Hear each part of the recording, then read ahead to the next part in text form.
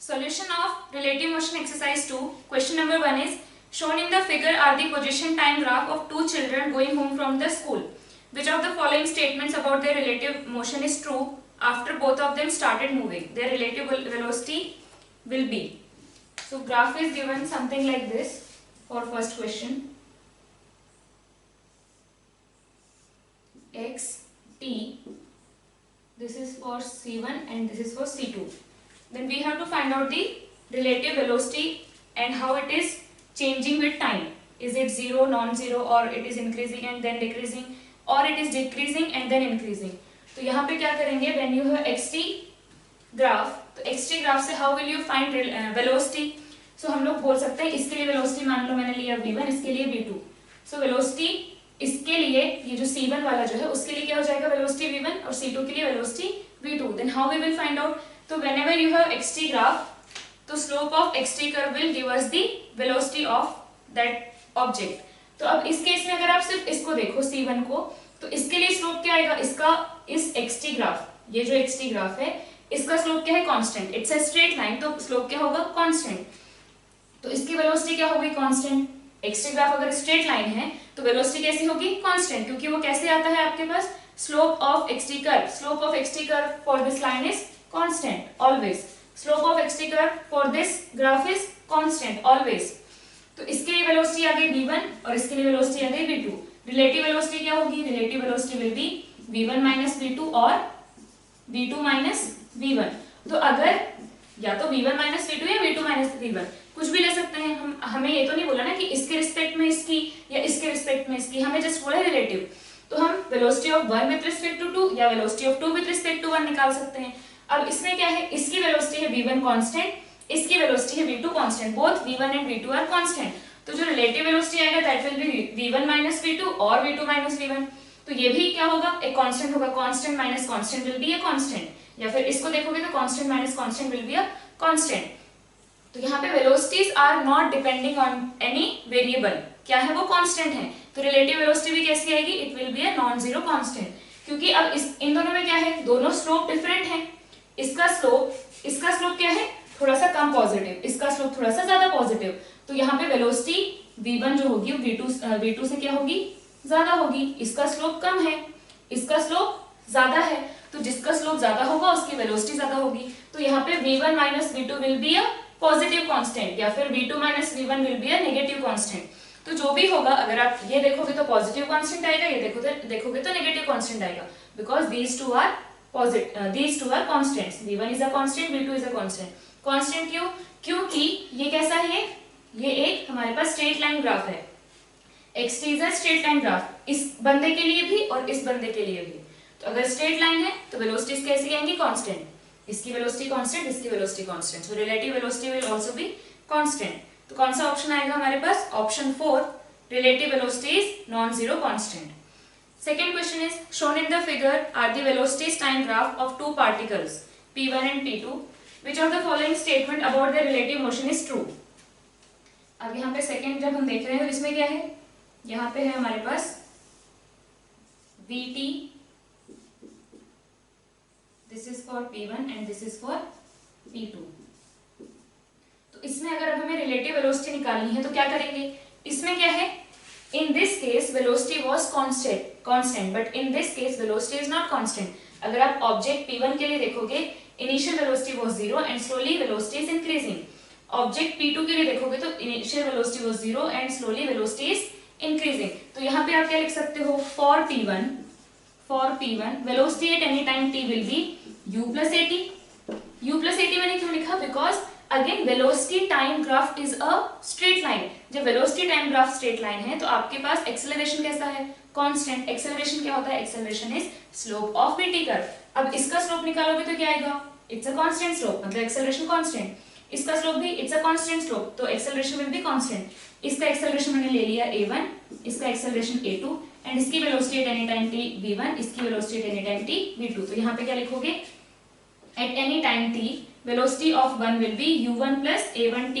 u क्या है, 0 है. तो velocity at any time for object p1 is a1 into t. velocity of second object p2 at any time t will be a2t. अब यहाँ पे हमें दिख रहा है कि स्लोप किसका ज्यादा है, slope of v1, slope of p1 है ना। ये जो p1 ऑब्जेक्ट के लिए जो स्लोप आ रहा है वो ज्यादा आ रहा है, p2 ऑब्जेक्ट के लिए स्लोप कम आ रहा है, ये ज्यादा स्लोप है, ये कम स्लोप है। तो यहाँ पे क्या आएगा हमारे पास, a1 is greater than a2। अब मुझे निकालना है रिलेटिव वेलोसिटी, तो रिलेटिव वेलोसिटी क्या हो सकती है, v1 माइनस v2 और v2 माइनस v1। तो v1 माइनस v2 लिखेंगे तो क्या होगा, at any time t we will find out the velocity and then we will take the relative velocity। तो at any time t क्या है velocities, v1 and v2। तो relative क्या आएगा, a1t माइनस a2t। तो कैसा आया है, a1t माइनस a2t करेंगे तो a1 a2 को एक साइड लिख लो, t को कॉमन ले लो, तो a1 minus a2 into T. या फिर अगर आप v2 माइनस v1 निकालोगे तो क्या आएगा, a2 minus a1 into T. Clear है ये चीज। तो यहाँ पे क्या हो रहा है, हमारे पास जो रिलेटिव वेलोसिटी आई, velocity of 1 with respect to 2 and velocity of 2 with respect to 1, ये क्या आ रही है, it is depending on time. अब a1 minus a2 it's a constant, क्योंकि a1 is a constant, a2 is a constant, तो a2 minus a1 या फिर a1 माइनस a2 भी क्या होगा, वो भी कांस्टेंट होगा। अगर वो भी कांस्टेंट होगा तो this term is constant, this term is constant. लेकिन अब यहाँ पे क्या है, हमें पता है कि a2 छोटा है, a1 बड़ा है, तो ये कैसा आएगा, इट विल बी नेगेटिव। ये कैसा होगा, ये होगा पॉजिटिव। तो अगर आप यहाँ पे अगर देखो तो रिलेटिव वेलोसिटी टाइम बढ़ाओगे तो ये पूरा क्या होगा, ये इसका मैग्नीट्यूड बढ़ेगा। क्लियर है चीज, टाइम अगर बढ़ाओगे तो ये पूरे का मैग्नीट्यूड क्या होगा, बढ़ेगा। लेकिन यहाँ पे साइन है नेगेटिव, इसलिए आप क्या बोलोगे, कम होने लगेगा। क्लियर है। लेकिन यहाँ पे जैसे हमें आंसर गिवन है कि कंटिन्यूअसली इंक्रीजेस, इट मीन्स हम मैग्नीट्यूड की बात कर रहे हैं। क्लियर है। तो यहाँ पे क्या होगा, जैसे जैसे टाइम बढ़ाओगे दिस क्वांटिटी इज कांस्टेंट, जैसे जैसे टाइम बढ़ाओगे तो ये बढ़ता रहेगा। या फिर इसको देखोगे, जैसे जैसे टाइम बढ़ाओगे इट्स अ कांस्टेंट, जैसे जैसे टाइम बढ़ाओगे तो ये बढ़ता रहेगा। तो अगर हम मैग्नीट्यूड की बात करें, ठीक है, रिलेटिव वेलोसिटी, अब हमें यहाँ क्लियरली ये नहीं बोला है ना कि आपको वेलोसिटी रिलेटिव किसके रिस्पेक्ट में किसकी लेनी है, तो हम ऐसे भी ले सकते हैं, ऐसे भी ले सकते हैं। तो इस केस में अगर हम फिर मैग्नीट्यूड की बात करें, जैसे इसकी वेलोसिटी क्या हो रही है, इसकी वेलोसिटी ज्यादा तेजी से बढ़ रही है, इसकी वेलोसिटी थोड़ी सी कम रेट से बढ़ रही है। तो अगर आप रिलेटिव निकालोगे तो क्या होगा, कुछ टाइम बाद इसकी वेलोसिटी बहुत ज्यादा बढ़ गई और इसकी वेलोसिटी थोड़ी सी बढ़ी है, फिर आगे देखोगे तो इसकी और ज्यादा बढ़ गई और इसकी फिर थोड़ी सी बढ़ी है। तो रिलेटिव वेलोसिटी स्लोली क्या हो रहा है, स्लोली रिलेटिव वेलोसिटी बढ़ रही है। क्लियर है, स्लोली रिलेटिव वेलोसिटी बढ़ रही है। देखो ये रिलेटिव वेलोसिटी आया, अब जैसे जैसे आप टाइम बढ़ा रहे हो तो ये क्या हो रहा है, ये टोटल ये जो है ये बढ़ता जा रहा है, ये जो है ये बढ़ता जा रहा है जैसे जैसे आप टाइम बढ़ा रहे हो। तो जैसे जैसे टाइम बढ़ा रहे हो velocity I mean relative velocity is increasing. और यहाँ पे बात हुई है मैग्नीट्यूड की, तो मैग्नीट्यूड इज कंटिन्यूअसली इंक्रीजिंग। तो ऑप्शन आ जाएगा हमारे पास 4। इसके बाद third question, 2 cars are moving in the same direction with same speed 30 km/h. They are separated by a distance of 5 km. ये है मान लो कार A और ये है कार B। ये कितने डिस्टेंस से सेपरेटेड हैं, 5 kilometres. The speed of a car moving in the opposite direction. कोई कार है जो ऑपोजिट डायरेक्शन से इधर आ रही है। If it meets these 2 cars at an interval of 4 minutes. इसका मतलब when it will meet the first car या फिर car B after 4 minutes it will meet the car A। ठीक है, यहाँ पे क्या बोला है, the speed of a car moving in the opposite direction if it meets these 2 cars at an interval of 4 minutes. If the car is meeting those 2 cars, ये जो 2 car हैं, if that third car is meeting these 2 cars at the interval of 4 minutes, 4 minute के interval में, मतलब जब पहली car को जब मिला उसके 4 मिनट्स बाद वो दूसरी कार से मिलेगा, then what should be the speed of this particular car? इसकी हमें गिवन है 30 km/h एंड इसके लिए भी 30 km/h। ठीक है, तो आप क्या करो, या तो आप इस फ्रेम में बैठ जाओ, इस फ्रेम में बैठ गए मतलब this and this both are same, क्योंकि ये भी 30 से चल रहा है, ये भी 30 से चल रहा है, तो इसको क्या लगेगा कि मैं भी रेस्ट में हूँ, ये भी रेस्ट में है और ये कार इधर आ रही है। या फिर आप इस फ्रेम में बैठ जाओ, आपकी जो मर्जी, यहाँ पे मैं कोई एक तरीका ले लूंगी, आप दूसरा तरीका भी ट्राई कर लेना। ठीक है, तो पहले क्या मानते हैं कि हम कार ए में बैठे हैं, कार ए में बैठे हैं और हमने देखा कि कार सी हैज क्रॉस्ड या met car B at t is equal to 0। t is equal to 0 पे कार सी जो है वो कार बी से मिली एंड आफ्टर 4 मिनट्स, जो कि हमें क्वेश्चन में गिवन है, आफ्टर 4 मिनट्स मतलब t is equal to 4 minute पे, 4 मिनट को मैं 1/15 आवर लिख सकती हूँ, 1/15 आप लिख सकते हो, या फिर हम क्या लिख सकते हैं 4 मिनट मतलब 60/15 मिनट, है ना। और 60 मिनट को क्या लिख दिया मैंने 1 आवर, तो ये क्या बन जाएगा 1/15 आवर लिख सकते हैं ना। t is equal to 4 minute को हम लिख सकते हैं 1/15 आवर। तो इसका मतलब कि t इज इक्वल टू 0 पे मैं I am sitting in car A, मुझे अपनी कार रेस्ट में लग रही है, and I am feeling that the car C is coming with some speed, और वो स्पीड क्या होगी, उसकी खुद की स्पीड, मान लिया हमने v, और हम क्या करेंगे अपनी स्पीड पलट के देंगे, क्योंकि हम कहाँ बैठे हैं कार A में, तो मैंने अपनी स्पीड पलट के दी, इस साइड 30 थी मेरी स्पीड, मैंने पलट के दी तो इसकी हो गई +30। So now I am feeling that this car is coming towards me with velocity v +30। ये दोनों कार ऐसे जा रही हैं, वो कार ऐसे आ रही है, तो वेलोसिटीज तो जुड़ेगी ना, क्योंकि उनके बीच की डिस्टेंस अब जो कम हो रही है उसमें इसके भी एफर्ट है, इसके भी एफर्ट है, तो वेलोसिटीज तो जुड़ेगी। तो यहाँ पे क्या लगेगा इसको कि this car is coming with velocity v +30 towards me, ठीक है। अब उसको लग रहा है कि A and car B, car A is at rest, क्योंकि मैं कार A में बैठी हूँ, इट इज माई फ्रेम, तो मैं क्या हूँ रेस्ट में हूँ, और मैं रेस्ट में हूँ तो कार B भी रेस्ट में है, क्योंकि car B is moving with the velocity same as mine, ठीक है। तो इसको क्या लगेगा कि कार A मतलब मेरी car and car B are at rest, car C is coming with velocity 30 + v, और क्या हुआ t इज इक्वल टू 0 पे वो कार B से मिली, और आफ्टर 4 मिनट्स वो मुझसे मिली, मेरी कार से मिली। इसका मतलब उसने 5 किलोमीटर 4 मिनट में कवर किया विथ वेलोसिटी 30 + v। तो बस यहाँ पे क्या जाएगा, या फिर ये लिख लो velocity of A with respect velocity of C with respect to A is 30 + v, या फिर आप क्या लिखोगे velocity of C minus velocity of A, तो ये क्या जाएगा वेलोसिटी ऑफ C क्या है -v, वेलोसिटी ऑफ A क्या है 30, तो ये आ गया -v - 30। तो मैंने अब मैग्नीट्यूड लिया था इसलिए मैंने यहाँ पे 30 + v लिख दिया था, क्या जाएगा v + 30। माइनस सिर्फ क्या दिखा रहा है कि it is in the negative direction, हमने जो डायरेक्शन लिया उसके ऑपोजिट। नाउ जो कार C है, car C is covering how much distance, it is covering 4 kilometre. A को क्या लग रहा है displacement of car C with respect to car A is how much 5 kilometre in how much time 4 minutes. तो बस यहाँ पे आप लगा दो डिस्टेंस बाय स्पीड, क्योंकि सब तो कांस्टेंट ही वेलोसिटी है, तो यहाँ पे क्या आ जाएगा हमारे पास है डिस्टेंस और टाइम, तो velocity of C with respect to A is equal to displacement of C with respect to A divided by time.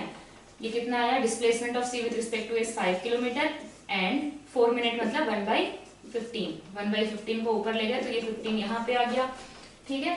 तो 15 और यहाँ पे R था, है ना, 5 किलोमीटर डिवाइडेड बाय 1/15 R, इसको ऊपर ले गए तो यहाँ पे हमारे पास क्या आया, velocity of C with respect to A is equal to 75 kilometre per hour which is equal to 30 + v kilometre per hour, then v will be equal to 30 को इधर ले आओ 45 किलोमीटर पर आवर। क्लियर है ये चीज।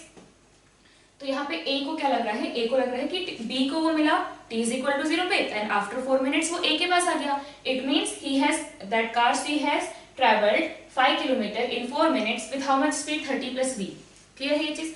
अब दूसरा आप क्या सोच सकते हो, और आप इस फ्रेम पे बैठ जाओ, इस फ्रेम पे बैठ जाओगे तो आपको क्या लगेगा कि भाई मेरे पास तो कोई वेलोसिटी नहीं है, मैं रेस्ट में हूं, और दो कार उधर से आ रही हैं, कार B आई फिर कार A आई, कितने देर में, जब कार B आई उसके 4 मिनट बाद कार A आई, क्योंकि मैं when I am meeting the cars मैं कितने गैप में मिल रही हूँ 4 मिनट्स के गैप में, तो car B I and after 4 minutes car A आई, ठीक है, और दोनों सेम स्पीड से आ रहे हैं। क्लियर है ये चीज। अब यहाँ पे क्या लगेगा मुझे कि ये इसकी वेलोसिटी कितनी हो जाएगी, मैं अपनी वेलोसिटी पलट के दूंगी, तो मेरी वेलोसिटी है इधर v, तो मैंने क्या किया इसकी वेलोसिटी होगी 30 + v, इसकी वेलोसिटी होगी 30 + v, and now t is equal to 0 पे car B is meeting me, और वो तो निकल गई, लेकिन आफ्टर 4 मिनट्स B जो कार A थी वो कितने पीछे थी, वो थी 5 किलोमीटर पीछे, तो इन 4 minutes car A has travelled 5 kilometres, in 4 minutes car A has travelled 5 kilometres with what speed 30 + v, क्योंकि मैंने अपनी भी पलट के दी थी, तो 30 + v, ठीक है। तो यहाँ पे आप उस तरीके से भी कर सकते हो, तब भी आपके पास आंसर सेम ही आएगा। Question number 4. A stone is thrown upwards from a tower with a velocity 50 meter per second. Another stone is simultaneously thrown downward with speed 50 km per hour, 50 meter per second. When the first stone is at the highest point, the relative velocity of the second stone with respect to the first stone is. तो यहाँ पे क्या है, इसका path कुछ इस तरीके से होगा और इसका पाथ ऐसे होगा, क्लियर है। तो अब यहाँ पे क्या है, हमें पूछा कि when this stone is at highest point, तो उस टाइम इसकी relative velocity with respect to this stone क्या होगी। तो पहली चीज तो ये समझ लो कि at highest point velocity of first stone will be 0। इसका मतलब just for that moment, just for this moment, that stone and the ground frame are same, क्योंकि उसकी वेलोसिटी वहां 0 है, इट मींस वो ग्राउंड फ्रेम की तरह ही है। Just for that moment, for this moment, वो मोमेंटरली रेस्ट में आता है, तो जस्ट फॉर दैट मोमेंट वो और ग्राउंड फ्रेम दोनों क्या होंगे, दोनों सेम होंगे। तो आप इसके रिस्पेक्ट में वेलोसिटी निकालो या ग्राउंड के रिस्पेक्ट में वेलोसिटी निकालो, क्या होगी, बात सेम ही होगी। तो जस्ट अगर आप ग्राउंड फ्रेम से, जैसे आप प्रोजेक्टाइल में करते थे या वर्टिकल मोशन अंडर ग्रेविटी में करते थे, डायरेक्ट इसकी वेलोसिटी आफ्टर जो भी टाइम है, इसको यहाँ से यहाँ जाने में कितना टाइम लगेगा वो निकाल लो, और उतने टाइम में इसकी वेलोसिटी कितनी गेन हो जाएगी वो निकाल लो, तो आपके पास आंसर आ जाएगा। आपको यहाँ पे रिलेटिव अलग से लगाने की जरूरत नहीं है, बिकॉज जब ये इस पॉइंट पे है तो ground frame and this frame both are same. तो if you are finding out velocity with respect to ground also, the answer will be correct. तो यहाँ पे अब क्या होगा, पहले देखो कि इसको यहाँ से यहाँ जाने में कितना टाइम लगा और उतने टाइम में इसने कितनी वेलोसिटी गेन कर लिया। तो आप आप किससे कर सकते हो, v = u + at से कर सकते हो। और अगर आपको फॉर्मूला लगाने का मन नहीं है, जैसे यहाँ पे क्या है, v = 0 है, u = 50 है, a = -10 है, तो क्या आ जाएगा, 0 = 50 - 10t, t क्या आया 5 सेकेंड्स। और अगर आप सीधे देखना चाहो तो क्या होगा, वेलोसिटी 50 है और 10 से हर सेकंड कम हो रही है, तो उसको 50 से 0 जाने में कितना कम होना पड़ेगा, 50 से 0 जाना है ना, मतलब उसको 10 5 टाइम्स 10 कम करना पड़ेगा। तो एक सेकंड में 50 से 40 हुई, मान लो मैंने यहाँ बना दिए t = 1, t = 2, t = 3, t = 4 and t = 5। तो 1 सेकंड में 50 से 40, फिर अगले सेकंड में 40 से 30, अगले सेकंड में 30 से 20, देन 20 to 10, 10 to 0। तो 5 सेकंड्स में उसकी वेलोसिटी 50 से 0 हो जाएगी। अगर एवरी सेकंड 10 से कम हो रही है तो 50 से 0 होने में कितना टाइम लगेगा, 5 सेकंड्स। अब 5 सेकंड्स में ये यहाँ पे पहुंच गया, तो अपने को देखना है कि 5 सेकंड्स में इसकी वेलोसिटी कितनी गेन हो जाएगी। मान लो यहाँ पे पहुंच गया t = 5 पे, तो इसकी वेलोसिटी क्या हो जाएगी, सेकंड वाले पार्टिकल के लिए वेलोसिटी क्या हो जाएगी, v = u + at। अब यहाँ पे क्या है, इसकी v हमें निकालनी है, u क्या है -50 है ना, a क्या है -10, टाइम कितना है 5, तो कितना आ गया -50 100 मीटर पर सेकेंड नीचे, मैग्नीट्यूड कितना है 100, डायरेक्शन किधर है, डाउनवर्ड। या फिर आप कैसे कर सकते हो कि भाई इसके पास 5 सेकंड है, 5 सेकंड है इसके पास, अभी 50 है, अगले एक सेकंड में कितनी हो जाएगी 60, फिर 70, फिर 80, फिर 90, फिर 100, तो 5 सेकंड में और 50 से बढ़ जाएगी, ठीक है ना। एक सेकंड में 10 से बढ़ रही है, 5 सेकंड में 50 से बढ़ेगी, तो 5 सेकंड में 50 थी प्लस 50 हो गई, कितनी हो गई 100 मीटर पर सेकंड। तो हमारे पास आंसर कौन सा आएगा, answer will be third. Next है, two particles are moving with velocities v1 and v2, their relative velocity is the maximum when the angle between their velocities is. तो यहाँ पे वेलोसिटी है v1 एंड v2, तो relative velocity क्या आएगी, relative velocity will be velocity of 1 with respect to 2, या फिर तो क्या जाएगा v1 - v2, या फिर velocity of 2 with respect to 1, it will be v2 - v1। तो हमारे पास क्या है, दो वेक्टर्स हैं, अब कोई भी एक लेके चलो, v1 + v2, ये हमारे पास दो वेक्टर्स हैं, क्लियर है, ये हमारे पास दो वेक्टर्स हैं v1 एंड ये v2 था, इसको हमने -v2 बना दिया। तो मेरे पास ये दोनों वेक्टर्स हैं और इन दोनों वेक्टर्स का सम होना चाहिए मैक्सिमम, क्लियर है। तो अभी अगर आप इन दोनों वेक्टर्स को देखोगे तो इन दोनों वेक्टर्स का सम मैक्सिमम कब होगा, जब दोनों क्या होंगे, सेम डायरेक्शन में। यही देखा था ना कि अगर दोनों सेम डायरेक्शन में है तो कंप्लीटली ऐड हो जाते हैं और उनका सम क्या होता है, उनका रिजल्टेंट होता है मैक्सिमम। अगर ऑपोजिट डायरेक्शन में है तो क्या होगा, एक इधर है और दूसरा इधर है, इनके बीच में एंगल क्या हो गया, इनके बीच में एंगल है 0, इनके बीच में एंगल क्या है 180, क्लियर है। पहला वेक्टर है ऐसे, दूसरा वेक्टर है ऐसे, तो इससे इस साइड जाने में कितना एंगल लेना पड़ रहा है 180 डिग्री। तो जब दो ऑपोजिट होते हैं तो उनको हम क्या बोलते हैं 180 डिग्री पे हैं, और दोनों जब सेम डायरेक्शन में होते हैं तो क्या हम बोलते हैं कि 0 डिग्री पे है। तो इन दोनों का रिजल्टेंट अगर मैक्सिमम होना है then they should be in the same direction. लेकिन अगर इन दोनों का मैक्सिमम होना है v1 एंड -v2, इन दोनों का सेम होना है, इसका मतलब v1 एंड -v2 क्या होना चाहिए, v1 and -v2 should make आपका 0 डिग्री। अगर आपके पास a वेक्टर है b वेक्टर है, उनका मैक्सिमम होना चाहिए अगर रिजल्टेंट, तो उनको किस एंगल पे होना चाहिए, 0 डिग्री। इसका मतलब v1 और v2 I am sorry v1 and -v2, यहाँ पे हम किसकी बात कर रहे हैं, हमारा वेक्टर a है v1 एंड वेक्टर b है -v2, तो a और b को 0 डिग्री पे होना चाहिए, मतलब v1 एंड -v2 को 0 डिग्री पे होना चाहिए। लेकिन अगर आप v1 और v2 की बात कर रहे हो तो मैंने v2 को क्या किया, पलटा दिया, तो ये था मेरा v1 एंड ये था -v2, ठीक है। अगर v1 एंड -v2 दोनों क्या बनाएंगे, 0 डिग्री, दोनों सेम डायरेक्शन में है, मतलब क्या बना रहे हैं, 0 डिग्री। तो v1 एंड -v2 जब 0 डिग्री पे होंगे तो रिजल्टेंट मैक्सिमम होगा। लेकिन आपको तो v1 एंड v2 के बीच में एंगल बताना है ना। तो अगर -v2 v1 के ही डायरेक्शन में है देन v2 किस डायरेक्शन में होगा, v2 will be in the opposite direction. ये हो गया -v2, तो ये हो गया v2। तो अब v1 और v2 के बीच में एंगल कितना बन रहा है, ये बन रहा है 180 डिग्री। तो हमारे पास यहाँ पे क्या आया कि ए और बी वेक्टर को अगर मैक्सिमम होना है तो क्या होना चाहिए, उनका एंगल बिटवीन देम 0 डिग्री। तो v1 एंड -v2 के बीच का एंगल कितना होना चाहिए, 0 डिग्री। लेकिन हमें तो बात करनी है v1 एंड v2 की, तो v2 को क्या करो, पलटा दो। तो अगर ऐसे थे दोनों तो 0 डिग्री था, एक को मैंने पलटा दिया तो क्या बन जाएगा, 180 डिग्री। तो v1 एंड -v2 के बीच में 0 डिग्री होना चाहिए, लेकिन v1 एंड v2 के बीच में 180 डिग्री होना चाहिए, क्योंकि बेसिकली हम माइनस कर रहे हैं ना।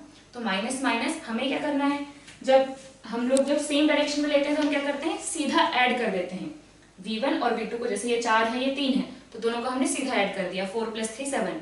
लेकिन अगर आपको 4 एंड -3 है, तो इनका अगर मैक्सिमम निकालना है तो क्या करोगे, अगर आपने सेम 0 डिग्री करके अगर ऐड कर दिया तो क्या हो जाएगा, 4 - 3 हो जाएगा, कितना आ जाएगा, 1। अगर आपको क्या करना है, मैक्सिमम लाना है, तो क्या करो, -3 को +3 बना दो। क्या हम बना सकते हैं, हाँ। तो मैंने क्या किया, -3 को, ये था -3, मैंने इसको पलटा दिया तो ये बन गया +3। अब मेरे पास मैक्सिमम मिलेगा। तो दो वेक्टर्स को जब आप ऐड करते हो तो मैक्सिमम कब मिलता है, 0 डिग्री पे। और जब दो वेक्टर को आप सब्ट्रैक्ट करते हो तो मैक्सिमम कब मिलता है, 180 डिग्री पे। तो हम यहाँ क्या कर रहे हैं, दो वेक्टर्स को सब्ट्रैक्ट कर रहे हैं, तो मैक्सिमम कब मिलेगा, जब उनके बीच में एंगल्स क्या है, 180 डिग्री है। तो ऑप्शन क्या होगा यहाँ पे, 4th आंसर होगा pi. Question number 6, a thief is running away on a straight road in a jeep moving with speed 9 metre per second. ये 9 मीटर पर सेकेंड से जा रहा है। A policeman chases him on a motorcycle moving at a speed 10 meter per second. If the instantaneous separation of the jeep from the motorcycle is 100 meter, how long will it take for the policeman to catch the thief? इसको ले लो, police van and ये है thief. इनके बीच का distance कितना है, इनके बीच का डिस्टेंस है 100 मीटर। दोनों कांस्टेंट स्पीड से चल रहे हैं। तो how long will it take for the policeman to catch the thief. तो यहाँ पे क्या करना है, हमें बस रिलेटिव निकाल लो। रिलेटिव क्या आ जाएगा, ये 10 से इधर जा रहा है, तो velocity of thief with respect to police will be velocity of thief minus velocity of police. Velocity of thief is 9, velocity of police is -10। तो अब velocity of thief with respect to police क्या आ गया, -1 metre per second.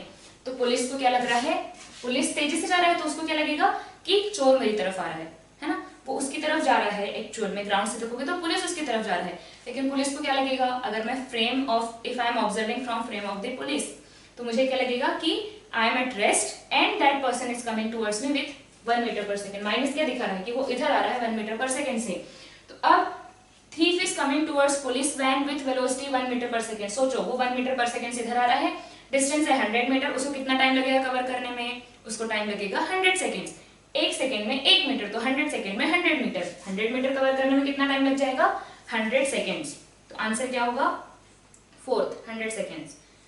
Question number 7, a body is moving from south to north. South to north मतलब इस side, and a body B is moving from west to east. West to east मतलब इस तरफ,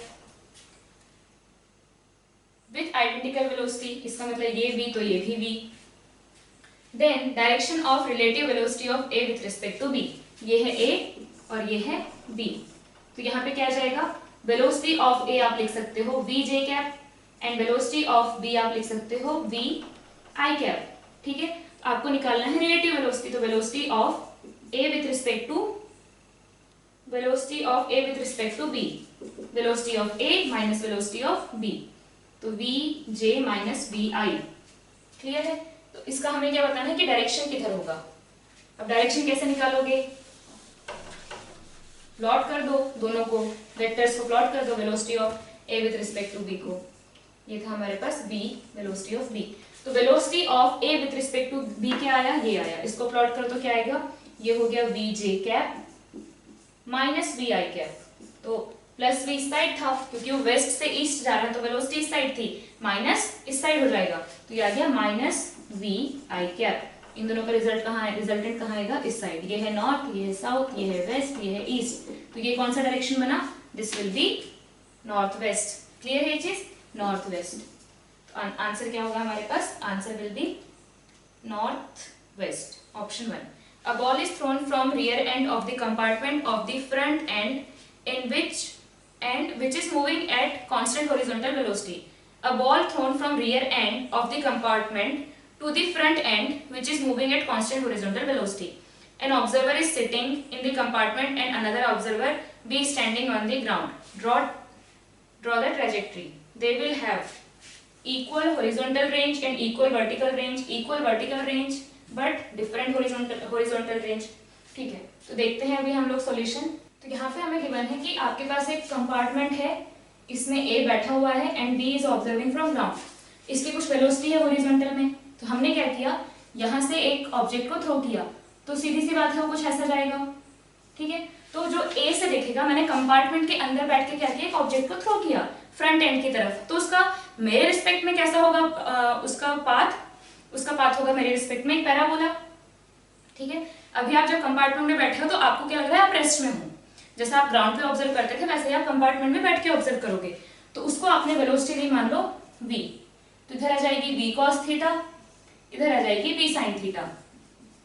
ठीक है, और आपको कैसा दिखेगा उसका पाथ, कि मैंने v वेलोसिटी से उसको प्रोजेक्ट किया तो मुझे दिखेगा पैराबोला। लेकिन अब यहाँ पे क्या है, एक्चुअल में क्या होगा, इसकी v डैश मान लो, एक्चुअल में क्या होगा कि ये ऐसा नहीं दिखेगा, ये कैसा दिखेगा ग्राउंड से, कि भाई ये खुद भी तो आगे चला गया ना, तो मैंने इसको यहाँ से थ्रो किया था लेकिन उसको यहाँ गिरना है, इसका मतलब उसका पाथ कुछ ऐसा होगा, उसको बैक एंड से फ्रंट एंड में भी जाना है और कंपार्टमेंट भी आगे बढ़ गया, तो इसको क्या दिखेगा, इसको कुछ और दिखेगा। ठीक है, तो यहाँ पे जैसे मैंने एग्जैक्टली बनाया नहीं है कैसा पाथ होगा, लेकिन इसके लिए अगर आप वेलोसिटी लिखोगे तो velocity with respect to compartment, मतलब with respect to A, and with respect to ground मतलब with respect to B ground पे बैठा हुआ है। तो यहाँ पे विथ रिस्पेक्ट टू A क्या है, v cos theta i cap plus v sin theta j cap. ठीक है, नॉर्मल जो आपकी प्रोजेक्टाइल में होता है, v cos theta i cap v sin theta j cap, throw किया, प्रोजेक्टाइल फॉलो करके उस साइड गिरेगा, रेंज आपकी u square sin 2 theta by g होगी, maximum height u square sin square theta by 2g होगी। लेकिन अगर आप विथ रिस्पेक्ट टू b देखोगे तो अब क्या होगा, भाई जैसे उसको थ्रो किया तो आपने कहां से थ्रो किया, आपने थ्रो किया एक ऐसे कंपार्टमेंट में बैठ के जिसकी वेलोसिटी v है, तो वो वेलोसिटी गेन करके भी तो जाएगा ना। ठीक है, तो ग्राउंड की रिस्पेक्ट में आपको क्या दिखेगा, ग्राउंड की रिस्पेक्ट में दिखेगा कि इसके पास जो इस मैन ने जिसने थ्रो किया उसने जो वेलोसिटी दी वो भी है, प्लस कंपार्टमेंट की भी वेलोसिटी, क्योंकि वो कहां से डिटैच हुआ है, कंपार्टमेंट से डिटैच हुआ है, तो उसके पास ये वेलोसिटी भी रहेगी। तो x में नेट वेलोसिटी कितनी हो गई, v cos theta plus v dash i cap plus v sin theta j cap, क्योंकि कंपार्टमेंट की y में तो कोई वेलोसिटी नहीं है ना। तो यहाँ पे क्या हुआ, ग्राउंड से देखने पे velocity in x direction has increased, लेकिन velocity in y direction has not increased. इसका मतलब अगर velocity in y direction same है तो टाइम ऑफ फ्लाइट सेम होगा, क्योंकि टाइम ऑफ फ्लाइट सेम होना भी चाहिए। वैसे आप ग्राउंड से देखो या कंपार्टमेंट से देखो, आपको क्या लगना चाहिए कि सेम टाइम है, सेम टाइम ही लग रहा है, क्योंकि time is not frame dependent, तो टाइम ऑफ फ्लाइट सेम होगा। v sin थीटा सेम है तो मैक्सिमम हाइट भी सेम होगी। वो क्या होता है, वो होता है velocity in y square divided by 2g। तो वेलोसिटी इन y दोनों केस में सेम है, तो मैक्सिमम हाइट भी सेम होगी। लेकिन जो रेंज है वो किस पर डिपेंड करता है? It depends on the velocity in x direction, जो कि ग्राउंड से देखने पे इंक्रीज हो चुकी है। तो यहाँ पे क्या होगा? हॉरिजॉन्टल रेंज, जो हॉरिजॉन्टल रेंज होगी वो इस केस में ज्यादा होगी, लेकिन वर्टिकल रेंज दोनों में क्या होगी? वर्टिकल रेंज मतलब मैक्सिमम हाइट दोनों में क्या होगी? सेम, क्योंकि y में पहले भी स्पीड उतनी थी, अभी भी स्पीड उतनी है, तो ये तो सेम ही रहेगा ना। आप मैक्सिमम हाइट क्या लिखते हो? uy square by 2g, and range क्या लिखते हो? रेंज लिखते हो u square sine 2 theta by g। इसको आप क्या लिखते हो? 2u sine theta u cos theta divided by g। ठीक है, u साइन थीटा क्या है? u इन y, u साइन थीटा क्या है? u इन x। तो इसको आप क्या लिख सकते हो? 2ux uy divided by g। तो यहाँ पे क्या हो रहा है?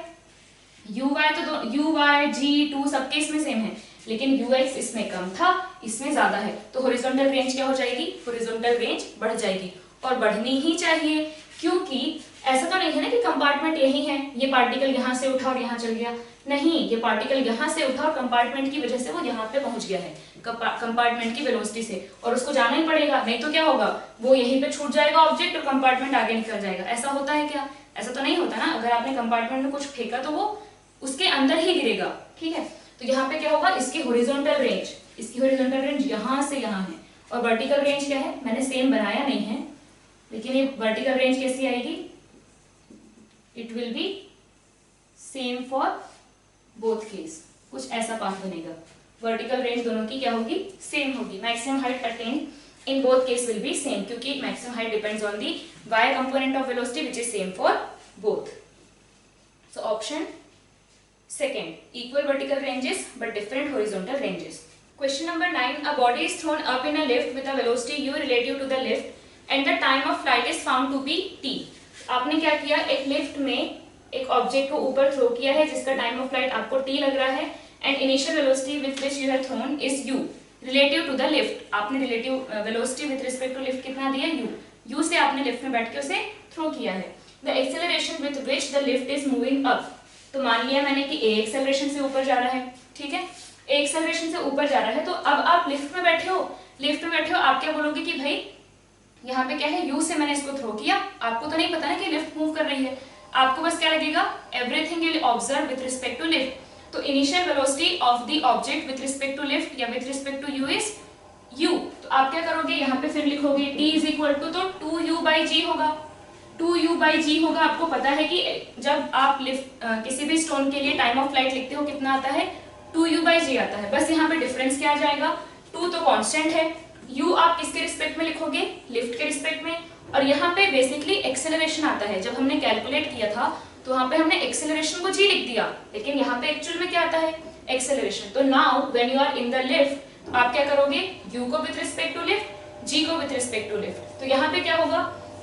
u तो हमें गिवन है, विथ रिस्पेक्ट टू लिफ्ट कितना है? It is u।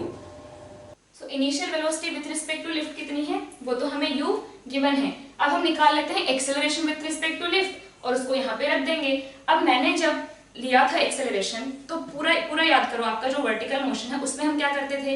Acceleration g नीचे था, माइनस g था, लेकिन हमने यहाँ पे क्या लिखा? प्लस g लिखा। क्लियर है? इनिशियल वेलोसिटी ऊपर थी तो हमने उसको पॉजिटिव लिखा, लेकिन ये हम बेसिकली क्या लिख रहे हैं? हम ये लिख रहे हैं नीचे नेट एक्सेलरेशन। क्लियर है? u आपका पॉजिटिव था, पॉजिटिव ही है, g आपका नेगेटिव था बट यहाँ पे पॉजिटिव है। इसका मतलब हम बेसिकली क्या कर रहे हैं? जो डाउनवर्ड में नेट एक्सेलरेशन है, तो अभी आप यहाँ क्या देखोगे?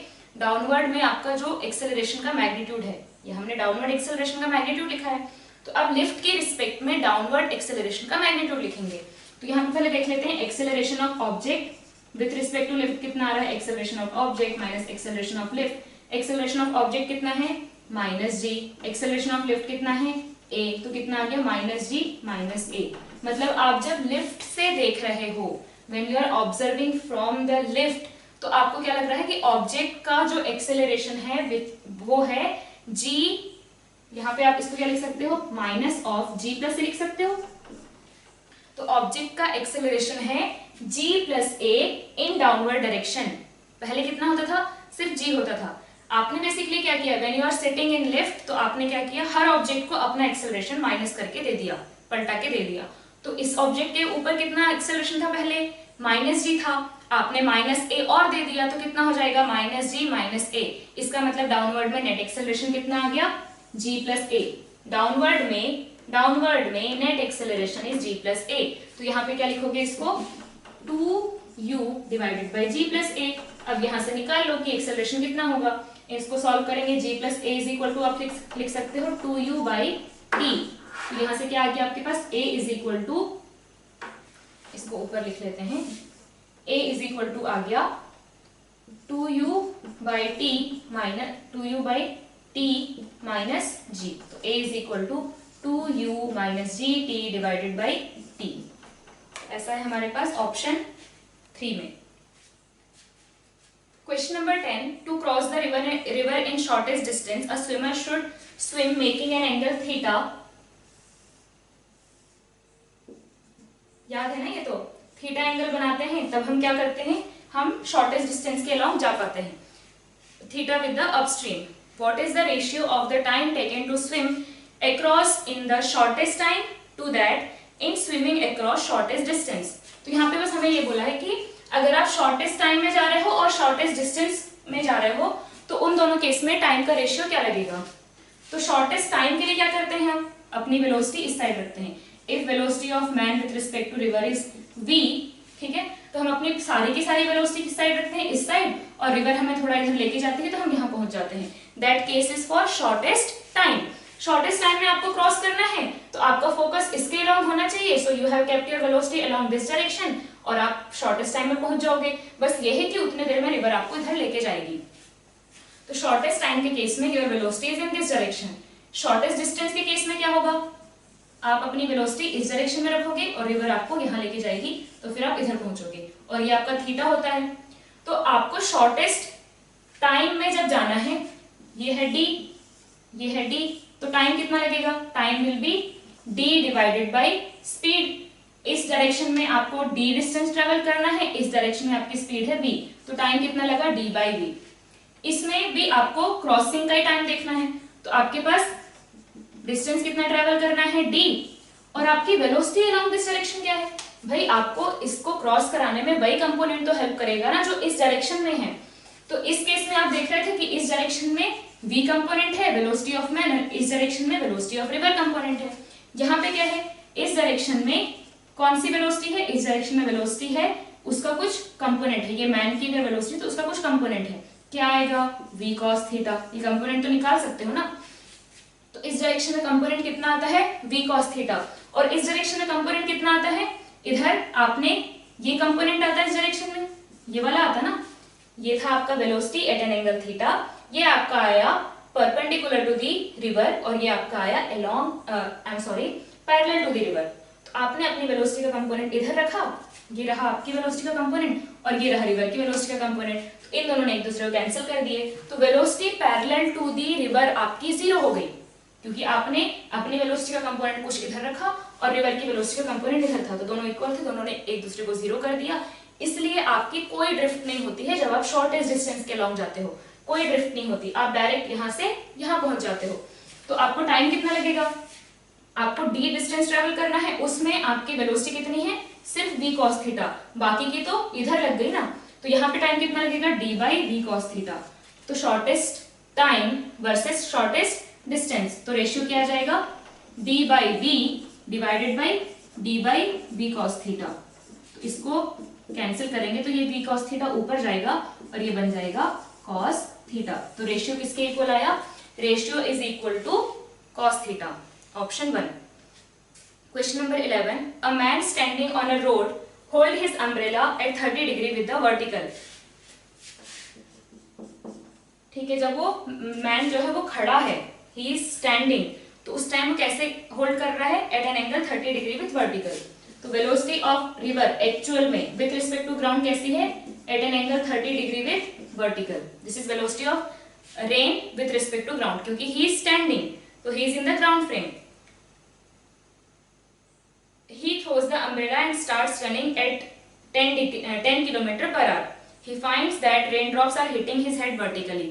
ठीक है भाई, अब उसने दौड़ना शुरू किया तो रेन उसको कैसे लगने लगी, वर्टिकल। अगर उसको दौड़ने से रेन वर्टिकल लगने लगी, इसका मतलब वो किस साइड दौड़ रहा है, रेन अगर ऐसे गिर रही है तो वो इस साइड दौड़ रहा है या फिर इस साइड दौड़ रहा है, सोच के बताओ किस साइड दौड़ना होगा उसे।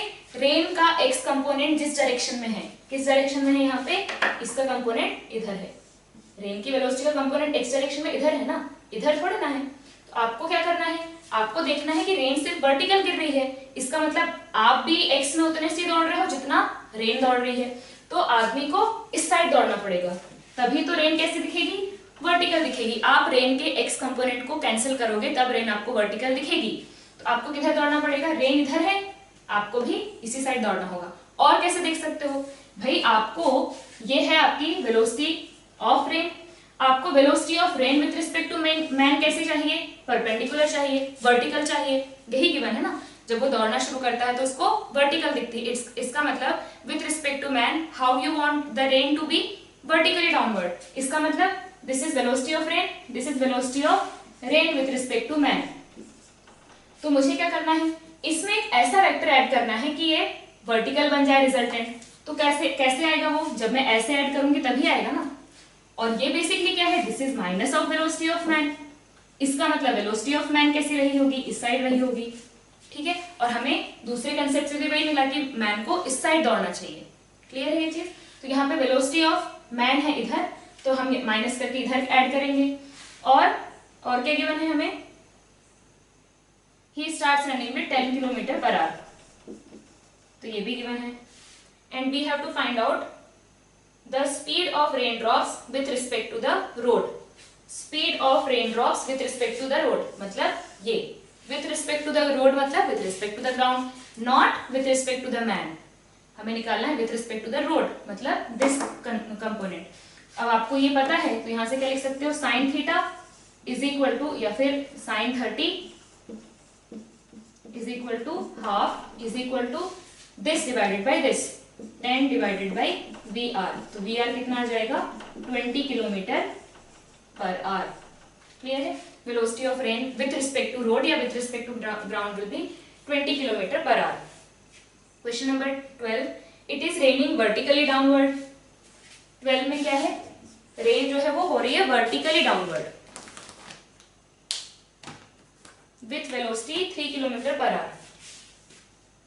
Velocity of rain vertically downward with velocity 3 km per hour. A man walks in the rain with a velocity of 4 km per hour. एक मैन है जो इधर चल रहा है, मान लो, किधर भी मान सकते हैं, velocity of man is 4 km per hour. The raindrops will fall on the man with a velocity of, हमें क्या निकालना है, the raindrops will fall on man, man को क्या लगेगा, it means velocity of rain with respect to man, velocity of rain with respect to man is equal to velocity of rain minus velocity of man is equal to velocity of rain is 3 minus velocity of man is 4, ये आ जाएगा आपका minus जे cap में,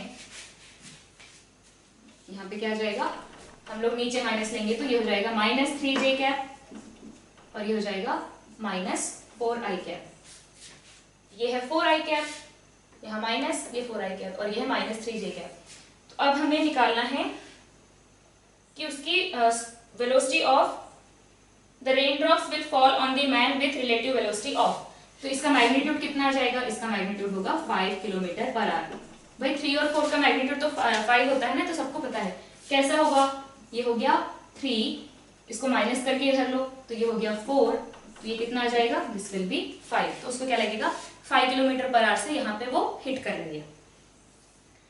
Question number 13. A man walks in the rain with velocity of 5 km per hour. The raindrops strike at him at an angle 45 degree with the horizontal velocity of rain if it is falling vertically downward. ये भी हमारे पास simple question है। पहले क्या given है हमें कि rain कैसी है, rain is vertically downward, rain है vertically downward and a man walks in rain with velocity 5 km per hour, और उसको रेन कैसी लगती है, the raindrops strike at him at an angle 45 degree, तो यहाँ पे क्या है, this is velocity of rain minus velocity of man, तो ये हो गया minus 5 kilometre, I am sorry, velocity of rain is equal to, ठीक है, तो और ये हमें लग रहा है कि यार 45 डिग्री पे है। This is velocity of rain with respect to man. तो वेलोसिटी ऑफ रेन है vertically downward, he is moving with 5 kilometre per hour और उसे लग रहा है कि उसे 45 डिग्री पे हिट कर रहा है। तो कैसा आएगा, velocity of rain with respect to man will look like 45 degree with vertical. तो हमें पूछा है velocity of rain if it is falling vertically downward, तो हमें वेलोसिटी ऑफ रेन निकालनी है। If this is 45 degree and this is 5, तो ये भी क्या होगा, दिस विल बी 5। तो ये भी क्या जाएगा 5 किलोमीटर पर आवर। मतलब velocity of rain, actual velocity of rain या फिर with respect to ground velocity is 5 kilometre per hour. Option 1। Question number 14, raindrops are falling vertically with 10 meter per second. Again, raindrops are falling vertically with velocity of 10 meter per second. To a cyclist moving on a straight road, the raindrops appear to be coming with velocity 20 meter per second. ठीक है, उस बंदे को लगता है 20 metre per second से आ रहा है। Then velocity of cyclist is, तो हमने मान लिया वेलोसिटी ऑफ साइक्लिस्ट कुछ ऐसी है। वेलोसिटी ऑफ साइक्लिस्ट तो माइनस करके ऐड करोगे तो किधर दिखेगा, ये हो गया माइनस वेलोसिटी ऑफ साइक्लिस्ट। अब उसको क्या लग रहा है, रिजल्टेंट क्या आएगा, उसको क्या लग रहा है, वही क्या है, velocity of rain with respect to cyclist. तो हमने उसके लिए क्या किया, ये थी वेलोसिटी ऑफ साइक्लिस्ट, मुझे निकालना है velocity of rain with respect to cyclist. This is velocity of rain, this is velocity of cyclist, तो velocity of rain minus velocity of cyclist. तो क्या किया, velocity of rain minus velocity of cyclist, resultant कहाँ जाएगा ये, और ये resultant क्या होगा, velocity of rain with respect to cyclist. Cyclist को जो फील होगी और उसको क्या फील हो रही है कि कितने पे आ रही है, 20 मीटर पर सेकेंड। तो फिर हमें पूछा है कि what is the velocity of cyclist, तो बिल्कुल निकाल सकते हो, ये है 20, ये है 10, तो क्या आ जाएगा, velocity of cyclist is equal to 20 square minus 10 square और फिर इसका रूट, तो कितना आ गया 400 माइनस 100 300, उसका रूट क्या आ जाएगा 10√3। या फिर हम डायरेक्टली कर सकते थे, अगर ये 20 है ये 10 है तो ये एंगल कितना होगा, या फिर ये 20 है और ये 10 है तो ये एंगल कितना होगा, दिस विल बी 30 डिग्री। तो 20 cos 30, 20 का cos 30 विल बी 20 into √3/2, तो ये कितना आ जाएगा 10√3। ये आपका धीरे धीरे प्रैक्टिस से आ जाएगा, डायरेक्टली आप साइड्स देख करके तीसरी साइड बता पाएंगे। तो यहाँ पे वेलोसिटी ऑफ साइक्लिस्ट कितनी आ रही है, 10√3 मीटर पर सेकेंड। ठीक है, तो velocity of cyclist is 10√3 metre per second.